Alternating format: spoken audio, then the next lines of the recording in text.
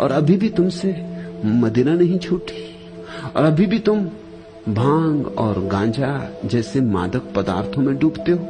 एक बात ख्याल रखना, जो जागे हैं वो तुम्हारे शराब या मांस मदिरा के विपरीत किन्हीं और कारणों से हैं। तुम भी इनके विपरीत होते हो, लेकिन तुम्हारे कारण भिन्न।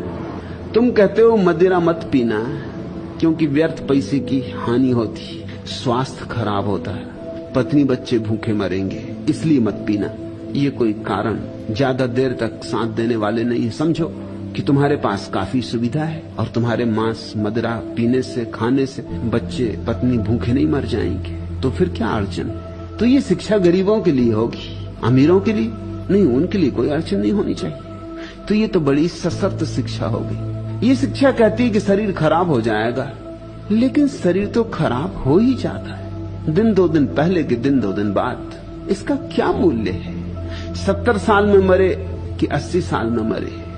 अच्छा तो यही कि 70 साल में मर गए, 10 साल के लिए दूसरे को जगह खाली कर गए। दुनिया में जगह वैसे ही कम, भीड़ बढ़ती जाती, हाथ हिलाने की जगह नहीं रह गई। तुम जितनी जल्दी विदा हो जाओ उतना अच्छा। तो 10 साल ज्यादा जी गए, इससे कुछ दुनिया का हित नहीं है, न मनुष्य जाति का कोई कल्याण।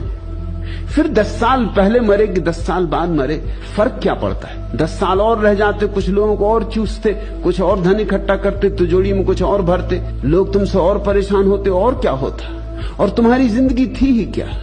कोई संगति थी नहीं, कोई संगीत था नहीं। लंबा जी के भी क्या करोगे? ये तर्क कोई काम नहीं आने वाले। और फिर ये तर्क सही भी नहीं, क्योंकि शराब पीने वाले भी लंबे जीते देखे जाते, शराबी जल्दी नहीं मरते। शंकराचार्य 33 साल में मर गए, इसका क्या ये अर्थ होगा कि धर्म से सावधान?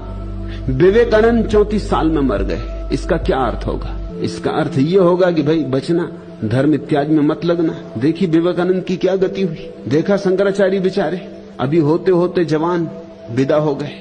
इस तरह कुछ उम्र नहीं बांटी जाती। मोरारजी देसाई को अभी किसी ने पूछा बीबीसी के इंटरव्यू में कि आप चर्चिल के संबंध में क्या कहते हैं, क्योंकि वो तो खूब पीता था, सिगरेट भी, शराब भी, मांस भी।